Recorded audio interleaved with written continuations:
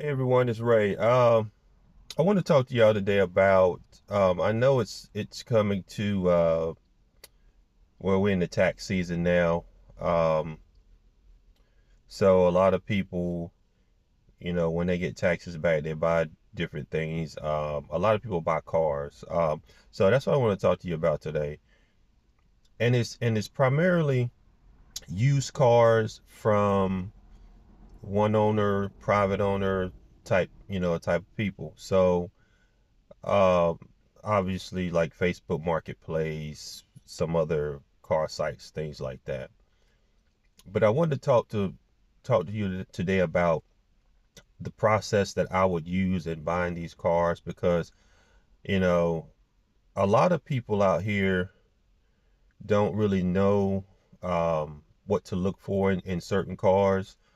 Obviously, you know, people, they get a little over anxious. They see something and it looks great to them on the outside, and come to find out it's a lemon. It's not even worth the money. So that's just kind of what I want to discuss a little bit about. I may have to do two parts of this video, but I'm not sure. I don't think three, but probably at least two. So first and foremost, like when you buy a car, let's say, and we're going to use Facebook Marketplace for example. Um, of course, you know, people look for prices. If it's in your price range, okay, I'm gonna look at it. So let's say we skip that. Okay, well, maybe you want to negotiate prices a little bit. Um, as a seller, people that sell vehicles, they're gonna have a price point in mind that they're not going to accept less than. However, unfortunately, they're gonna um, price it higher because, of course, the more the merrier for them. So there's nothing wrong with negotiating the price. If you would negotiate that over the website, um, some people are going to be firm. Some people are going to be have a little wiggle room. Some people are going to be, OBO, which is, or best offer.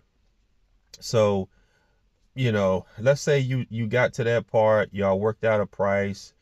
Um, First, you want to make sure that it has a clean title. Personally, I wouldn't deal with anything that um, with a lost title, title's been applied for. I need to see a clean title. I need to know you have a clean title, and I need to see that clean title before we even go any further.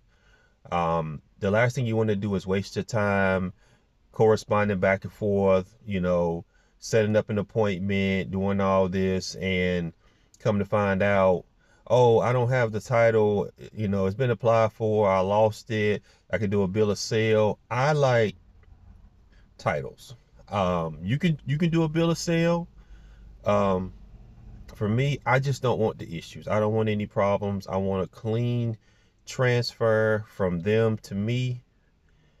Uh, you know, we go to the notary, they sign, I sign, fill out what we need to fill out, get it notarized, get it sent off to DMV or whatever. Title comes back in your name. Clean and simple. Um, Salvage titles, you can, depending on why it's a salvage title. Because a car can be salvaged for numerous reasons. It can be anything from a head-on collision to um, the front end is, slightly out of alignment or something, and they just chose to salvage it. So I'm not saying I wouldn't deal with a salvage title because it depends on what it is. It could be minor. It could be something that you can overlook, and the car is fine. Um, you always want to take somebody with you who knows about vehicles. If you're not familiar, please don't go by yourself just because you see some nice pictures, um, and you think it's a nice car. Because and I'm not saying anything about anybody who sells vehicles, but case in point, truth be told, everybody's not honest. That's just facts. Everybody's not honest. Um, you know how many times you heard somebody say, "Oh, it's a good car. It's a good running car. It's dependable. It's this and that and the third." Come to find out that it's not any of those things. So take somebody with you that's knowledgeable.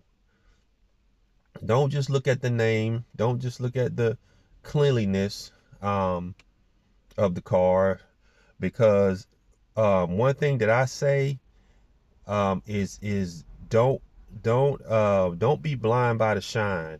When I say don't be blind by the shine, I mean don't go meet up with a person, look at that car, and that car is so pristine, so clean that you tend to overlook the things you need to look for.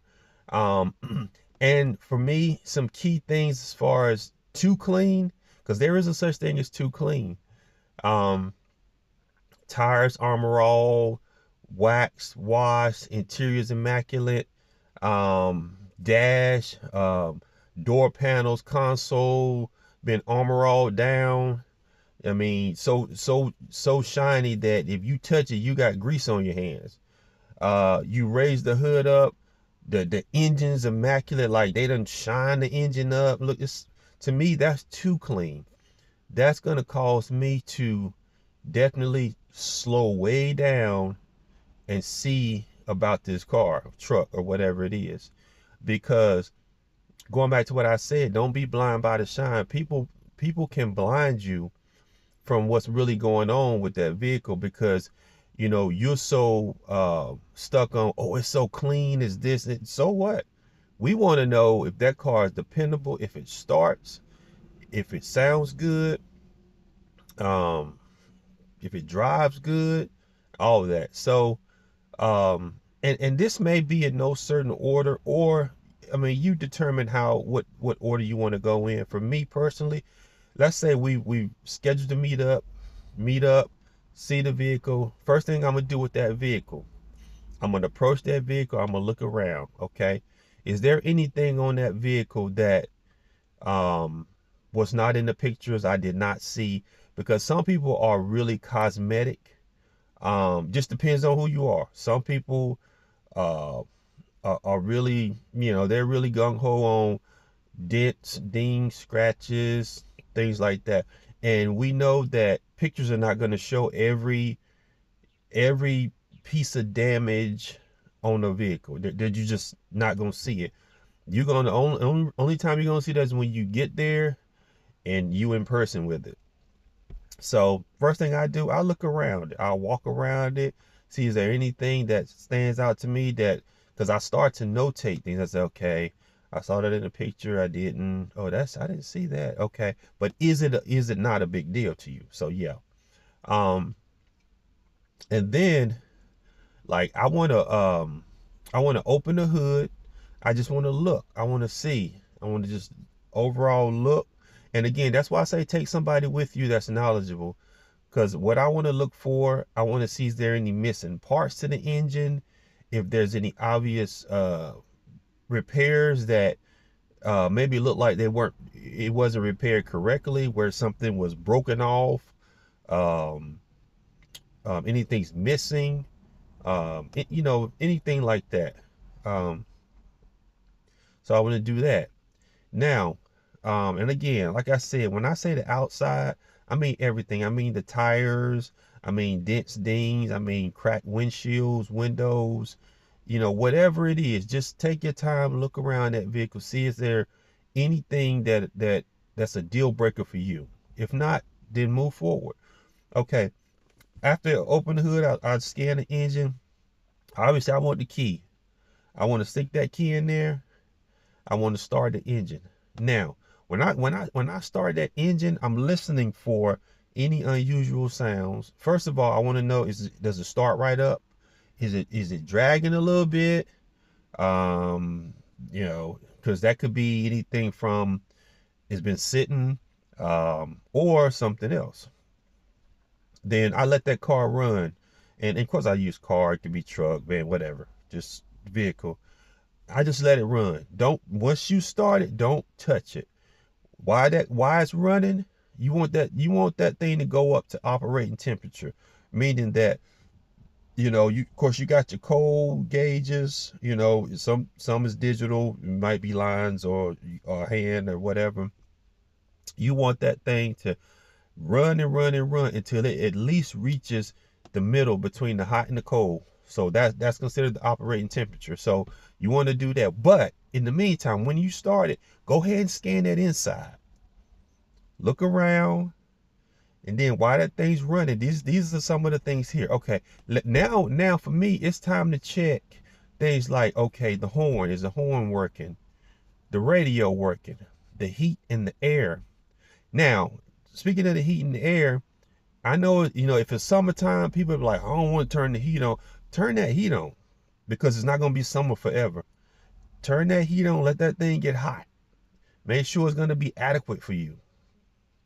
Make sure, you can check all the vents. It has the different options of the foot, the face, the defrost, the, rear defrost, all that stuff. You want to check that. Now go to the cold. And again, it ain't got to be in no certain order. You can check the air and the heat and the air, however you want to do it. If it's wintertime, you still want to check that air.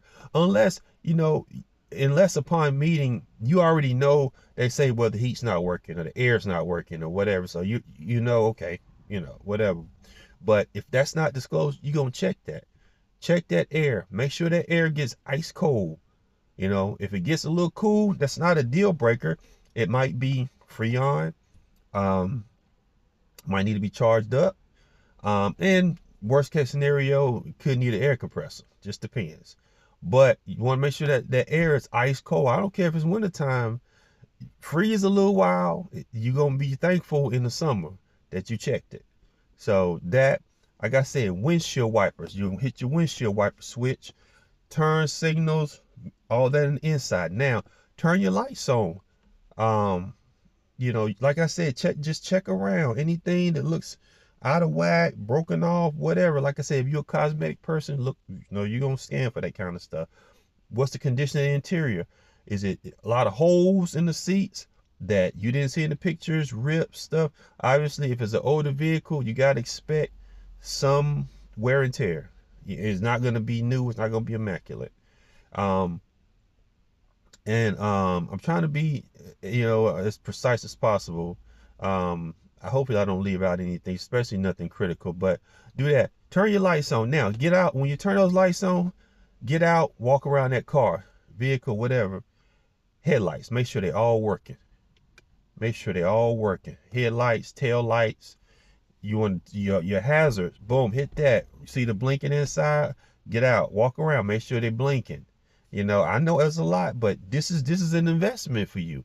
You don't want to get out there and you get out on the road and you start to use something. It's like, wait a minute, it ain't working. You got to check these things. It may not seem significant, but believe me, there will come a time when you just don't want to be caught off guard. So check them lights, check the horn, windshield wipers. If it has like power mirrors, heated seats, any of that stuff, check that stuff. Heating the air. Okay, like I said, get out, check the lights, check the signals. The signal may work inside, but still turn the right on, get out, boom, make sure it's blinking in the front and the back. Left on, front and the back. Check, because these are things not only that in a lot of states are required to pass inspections, things like that. So these are critical things, and safety, of course. So, and you see, and in the meantime, the car's still running. This gives you time while you're doing these checks. It gives you time to let that car reach operating temperature, and to make sure that it's not overheating. Meaning that gauge should not be going to the hot, to the H. It should be staying right, in the middle area, to let you know, A, it is heating. I mean, it is warming up like it should, but B, it's not warming up too much where it's overheating. So that's one thing. So while it's doing that, now let's say we done checked all that, car still idling. Now we want to get out. Now it's time to check for some leaks. So what I'm gonna do, I'm gonna get out and I'm gonna look up under that car, because once it reaches operating temperature, that's when the fluids start to flow. And if there's gonna be any leaks, that's when you tend to see them. Now, all these things are going to be done before you even test drive it. Because you want to make sure, first of all, it sounds right. It's not leaking oil, antifreeze, transmission fluid, transaxle fluid, power steering fluid. You want to make sure it's not leaking anything, because that could be a major problem in the long run.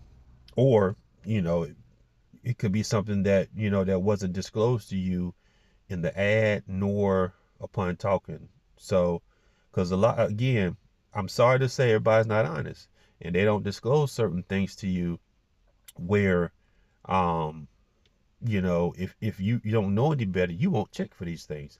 And you know what? Let me tell you something. I'm gonna go back a minute. Let's go back to when we approached that vehicle, we opened that hood. I'm sorry, and that's critical too. Check the oil. Check the oil. Take that dipstick out. Make sure A, it has oil in it, and B, look at the condition of the oil. If the oil is too dark, that kind of, it's not too much of a red flag for me, but it kind of lets me know. It makes me ask the question: when was the last time this oil been changed, and how long has it been driven with the oil like in this condition? Because too dark, it's not good, because the oil loses its lubricating properties once it gets past that point. It gets too dark. So you want to keep regular oil changes. It will let me know, okay, that maybe they weren't doing regular oil changes because this oil is way past overdue as far as needing to be changed. So check the condition of the oil. Make sure it has enough oil. Open your oil cap. Make sure it looks like it's not milky white. It's not, it's not anything. It doesn't look anything but like oil. A lot of people add additives to their engines to patch up repairs, to cover up repairs, things like that. You want look at that top. Make sure you don't see any milky white substances. Like I say, anything that doesn't look like oil. That could be a red flag. There is so many things you can add to a car, and I'm not down in that kind of thing, because some of that stuff does work temporarily. But at least okay, this something's been added to it to either prolong something, prevent something, patch up something, something like that. So that part. So I meant to tell y'all that before. When you walk up to that car, open the hood, check all the fluids, pull those dipsticks out, check them. Yeah, that type of thing. I'm sorry. Check the condition of the belts. Make sure the belts, don't look like they're about to break. Frayed, cracked. The belt's cracked, like it's about to tear, rip. Needs to be replaced. Things like that. And just like I said, going back to what I said, please take somebody with you that is knowledgeable about cars, and check all these things, because like I said, I just want to help help y'all out there, and I just don't want nobody to get scammed or swindled into buying something where they think it's one thing and it's something totally different. So okay, let's say you check for the leaks and you're ready to drive it. Okay, now let's get in it. Put it in drive, put it in reverse. Make sure when you put that car in drive, go on and drive it, and then don't turn the radio on. Leave that radio off, because you want to listen for every sound that looks off: squeak, crack, rumble, roar, thump, anything, any whining, any high pitched whistle, anything that does not sound right. Because you got that radio on, you won't be able to hear anything. Turn everything off and then drive it. Like I said, drive it. Make sure everything feels right. Make sure they pulling to the right, pulling to the left. You know what I'm saying? And it's very important. Use all the things, like I said, drive it. Take that car to the nearest highway, interstate, and open it up. I'm not telling you to speed. excuse me, go up, go up to the speed limit, drive it. Just drive it, drive it, drive it, drive it, drive it. See how it feels, see how it sounds, see how it handles, all of that. Make sure it's good. You know, make sure it don't has no hesitation in the transmission changing like it should. Um, if the transmission is slipping, like I said, if it just does not feel right. The brakes, check the brakes. Check them brakes real well. Squealing, squeaking, grinding noises. You know, that could be needing brake pads, needing rotors, anything like that. So drive it, drive it, drive it, drive it. You know, last thing you want to do is do just some local city driving. You buy it and everything, then you take it home, and let's say you live a ways from home, you gotta get on the highway, then all of a sudden you hear a noise.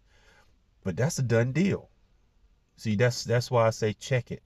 Check it before you exchange any money. Check it. Get it on that road, get it on that highway, go get it up to speed, and see see what it sounds like, see what it feels like. Again, and then like I said, if everything checks out after all these things, everything checks out, then it's time to do the deal. It's time to do the deal. Um, and then after that, it's just, the title situation, paperwork, and all that stuff. But like I said, me personally, I'm not dealing with uh, lost titles, bill of sales. And I'm not saying this, I'm not saying, mind you, I'm not saying don't do it. I'm saying I don't, because lost titles, when a person doesn't have the title, it could be multiple reasons. Lost it, um, never had it. Um, they could have a lien on the title. Now, you definitely don't want to deal with nothing with a lien, meaning they owe money to somebody else for that vehicle. So they legally cannot sell a vehicle with a lien on it. That you cannot do that. It's illegal to do it. And please don't even entertain anybody that going back to what I said. That's I hate to keep revisiting the dishonesty thing, but it's realistic. Some people will try to sell a vehicle that they don't even own. And if they don't have a title, honestly, you don't even have proof that they own the vehicle. If they don't have a clean title in their name, you really don't know if they own that vehicle. So just something to be mindful of. And well, I think I did get everything in one video, so good. But yeah, drive it. Everything checks out. Hey, do the deal. And I hope you have a great car and it lasts you a long, long time. But I hope this video will help someone in the future. Please comment, like, share, subscribe to my channel. I would love to, hear what you guys have to say about anything I've said. Maybe I left some critical things out. I'm open to that as well. But any questions you may have, please don't hesitate to comment, ask questions. Again, like, share, subscribe. I love to hear from you guys. Until the next video, take care.